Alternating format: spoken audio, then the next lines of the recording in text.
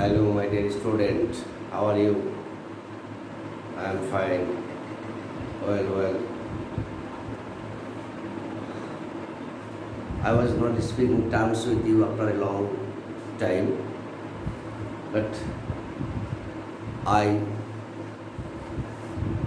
I shall discuss lesson 4, The Great Escape, written by Subrata Basu. I have already written on the blackboard. Look at the blackboard. তোমরা বইটা সামনে নিয়ে নাও, তাহলে তোমাদের বুঝতে সুবিধা হবে। আমি পুরো ঘটনাটা পড়ে তোমাদের বোঝাবার চেষ্টা করছি। I shall try my level best to make comprehensive. Let us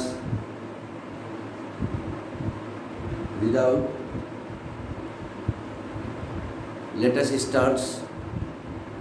Subrata Basu is a historian, writer, author, and the Gardner Professor of Ocean History and Affairs at Harvard University. Subrata Basu ছিলেন একজন ঐতিহাসিক, লেখক এবং হার্ভার্ড বিশ্ববিদ্যালয়ের Ocean বিভাগের একজন অধ্যাপক ছিলেন। Born to the eminent freedom fighter Dr. Shishir Bose and Mrs. Krishna Bose, বিশিষ্ট স্বাধীনতা সংগ্রামী শিশির বোস এবং সুব্রত বোস ছিলেন তার পিতামাতা। He is the grand nephew of Netaji Subhash Chandra Bose. তিনি ছিলেন নেতাজি সুভাষচন্দ্র বোসের ভাইপো, and the grandson of Sarat Chandra Bose, এবং ছিলেন শরৎচন্দ্র বোসের নাতি। In 2011, Subrata Basu published His Majesty's Opponent. তিনি তার ম্যাজেস্টি ওপোনেন্টটা প্রকাশ করেছিলেন, এই গ্রন্থটা প্রকাশ করেছিলেন। The present text is an extract from this book. এই বর্তমান যেটা আমরা পড়তে যাচ্ছি সেটা আলোচনা করতে যাচ্ছি, দ্য গ্রেট এসকেপ। এটা এই হিজ ম্যাজেস্টিস ওপোনেন্ট থেকে নেওয়া হয়েছে। তো এখানে বলছে, let us look at the book. What qualities do you think you should possess in order to be a leader? বলছে একজন প্রকৃত নেতার কি কি গুণ থাকা উচিত, এটা আমাদেরকে জানতে হবে, তাই না? The qualities that are needed to be a great leader: organising skill, managing skill,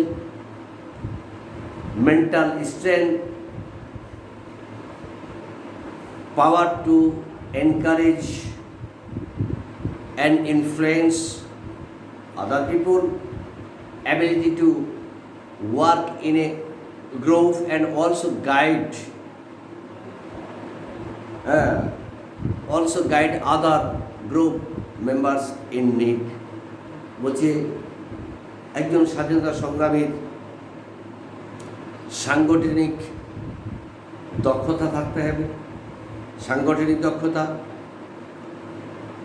পরিচালনার দক্ষতা, দৃঢ় মানসিকতা, অপরকে উৎসাহিত করার ক্ষমতা থাকতে হবে এবং দলবদ্ধভাবে কাজ করার ক্ষমতা ও প্রয়োজনে দলের অন্য সদস্যদের সঠিক পথে পরিচালনা করার দক্ষতা থাকতে হবে। তাহলে এতগুলো গুণ যে সমস্ত নেতৃত্বের মধ্যে থাকে তাকেই আমরা to be a good leader বলি। তাহলে we call him to be a good leader. দেখো আরেকটা প্রশ্ন বলছে, if you had born before independence, যদি তুমি স্বাধীনতার পূর্বে জন্মগ্রহণ করতে, তাহলে what do you think you could have done for your country, তাহলে তুমি কি মনে করছো তোমার দেশের জন্য তুমি কি করবে? If I had been born before independence, যদি স্বাধীনতার আগেই আমার জন্ম হতো, I would take part, I would participate in the freedom movement and, তাহলে আমি এই স্বাধীনতার সংগ্রামে অংশগ্রহণ করতাম and fight for our country, এবং আমাদের দেশের জন্য যুদ্ধ করতাম। I would also protect all the wrong and dominating actions, তাহলে আমি অবশ্যই প্রতিবাদ করে উঠতাম, গর্জে উঠতাম কি না, যে সমস্ত ব্রিটিশ সরকারের ভুল এবং অত্যাচারমূলক কাজের প্রতিবাদ করতাম। I also protect against all the wrongs and dominating actions. আমি এইসবগুলোর প্রতিবাদ করতাম। আর কি করতাম? I would also help the freedom fighters by giving them shelter to hide from the police, তাহলে আমি তাদেরকে আশ্রয় দিতাম, পুলিশদের আড়ালে আমি সেই সমস্ত স্বাধীনতা সংগ্রামীদের আমি আশ্রয় দিতাম। তাহলে এই যে প্রশ্নগুলো আমি বললাম, তাহলে আমরা এই গল্পটা পড়ে আমরা অনেক কিছুই জানতে পারবো যে নেতাজি সুভাষচন্দ্র বোস আমাদের এই দেশের জন্য তিনি কী করেছিলেন। আমরা তো কিছুটা জানি যে Subhashchandra Bose was a great freedom fighter. তিনি চেয়েছিলেন, he wanted to free India from the bondage of the British government. যাই হোক, এবার Netaji Subhash Chandra Bose was born 23 January 1897, তিনি 1897 সালের 23শে জানুয়ারি জন্মগ্রহণ করেছিলেন।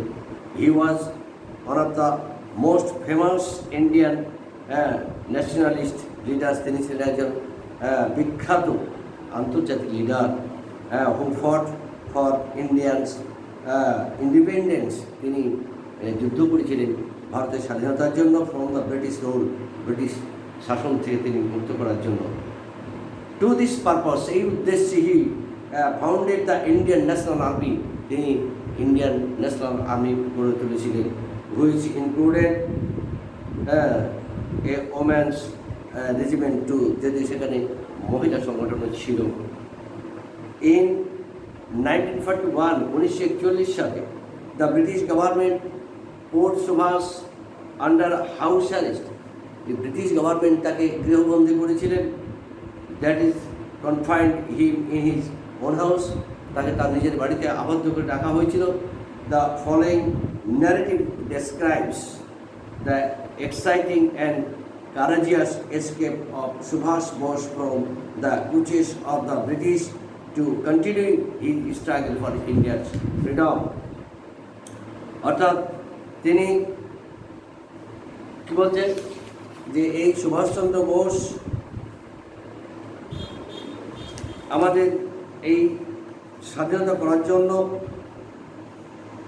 তিনি দ্য ফলোয়িং ন্যারেটিভ ডিসক্রাইবস, তিনি বর্ণনা করছেন যে এই সুভাষচন্দ্র বোস ব্রিটিশদের চোখে ধুলে দিয়ে তিনি কীভাবে আমাদের এই ভারতবর্ষের স্বাধীনতা করার জন্য আপ্রাণ চেষ্টা করেছিলেন। আমরা ফার্স্ট ইউনিটটা পড়ব এবং জানার চেষ্টা করব। লুকিং পেল and thin with a bushy half ground beard, বলছে বিবর্ণ এবং পাতলা দেখতে, with a bushy half ground beard, খোঁচা খোঁচা হলুদ রঙের দাড়ি, Subhash Chandra was wriggling in his pillows, বালিশে হেন্না দিয়ে বসেছিলেন when শিশির his nephew, যখন তার ভাইপো শিশির entered Subhash bedroom. That December afternoon, সেই ডিসেম্বরের দুপুরবেলায় তার ঘরে প্রবেশ করলো, তখন তিনি বসেছিলেন হেন্না দিয়ে বালিশের উপর।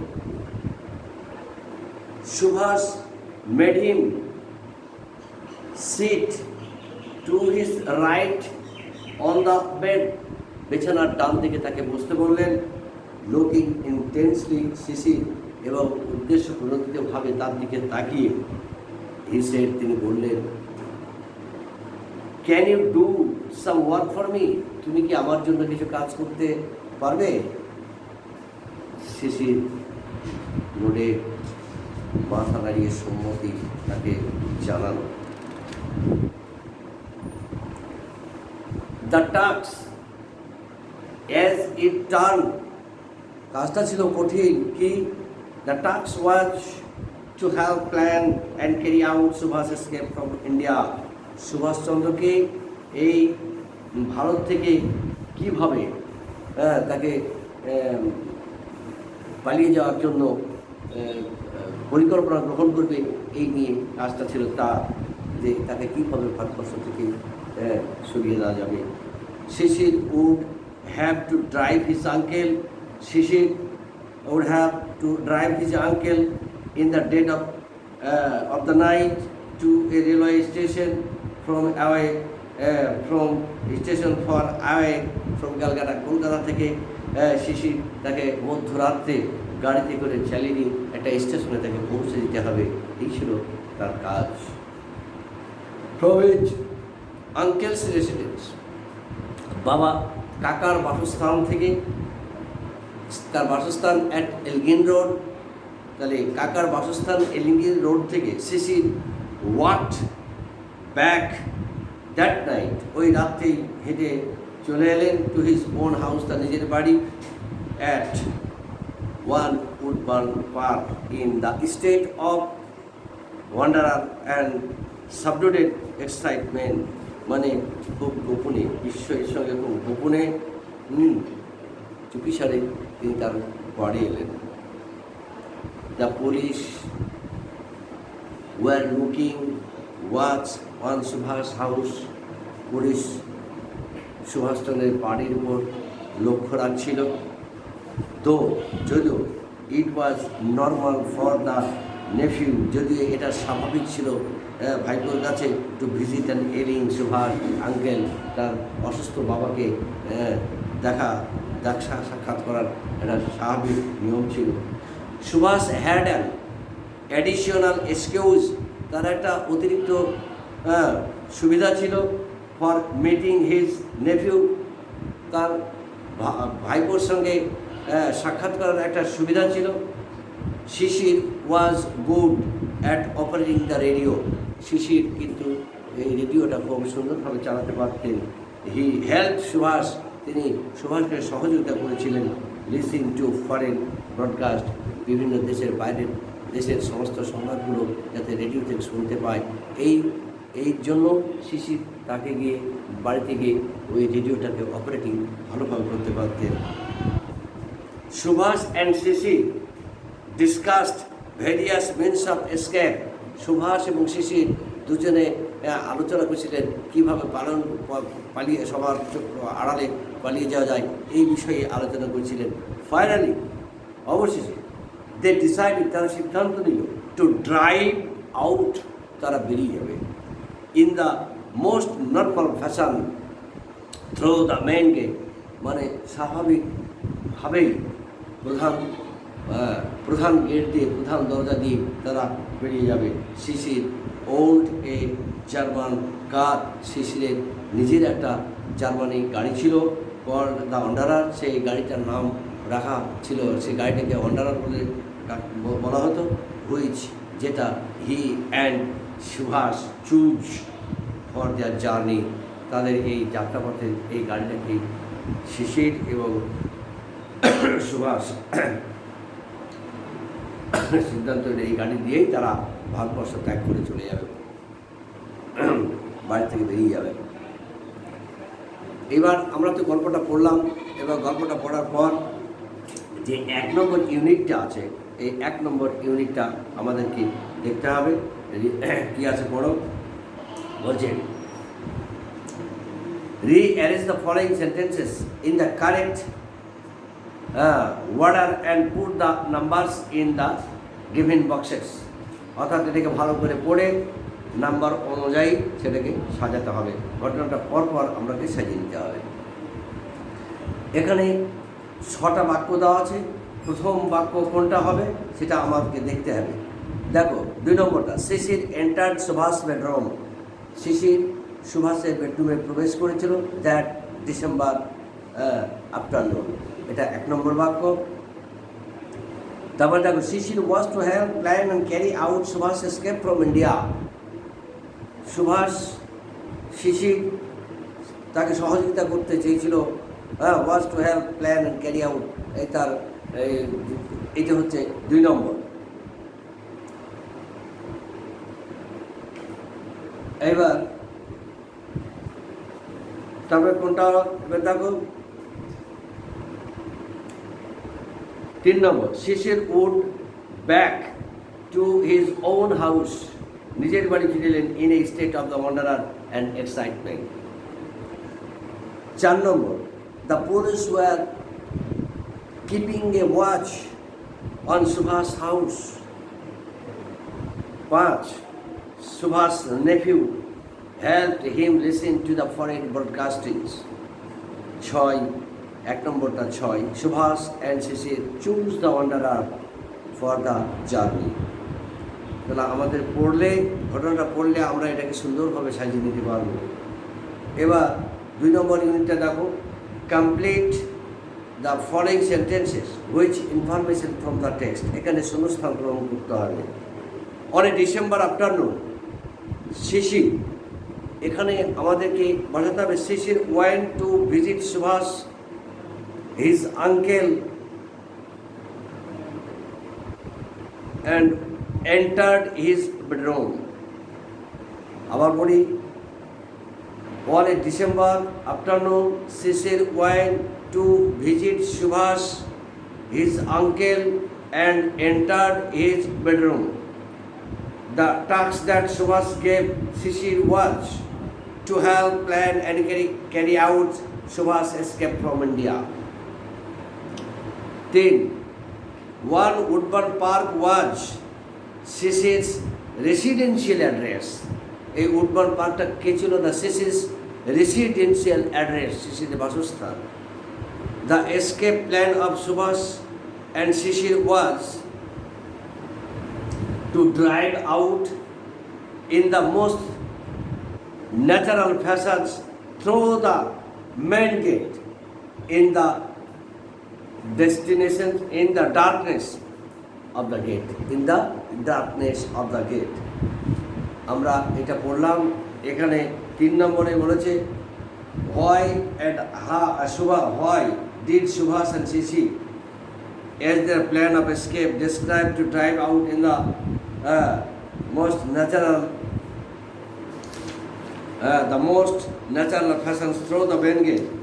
এখানে বলছে যে কেন সুভাষ এবং শিশির মেন গেট দিয়ে বেরিয়ে যেতে চেয়েছিল, সুভাষ আর শিশির কেন মেন গেট দিয়ে বেরিয়ে যেতে চেয়েছিল।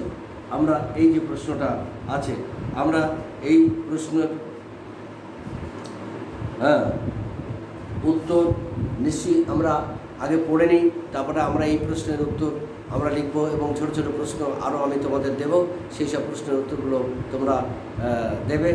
তোমরা আগে ভিডিওটা ভালো করে দেখো, লাইন বাই লাইন পড়ো, তারপরে any kinds of question you may ask me, তোমরা আমাকে জিজ্ঞেস করতে পারো, আমি তোমাদের সমস্ত প্রশ্নের উত্তর দেবো। আজকের মতো আমরা এই দ্য গ্রেট এসকেপ এটা প্রথম ইউনিটটা পড়লাম। তোমরাকেও আমি পড়ার সুযোগ দিচ্ছি, এটা পড়বে, লাইন বাই লাইন পড়বে এবং যে যে প্রশ্নগুলো দেবো সেই প্রশ্নের উত্তরগুলো দেবে তোমরা। আশা করি আজকের মতো এই ক্লাসটা আমি শেষ করছি। Thanks to everybody.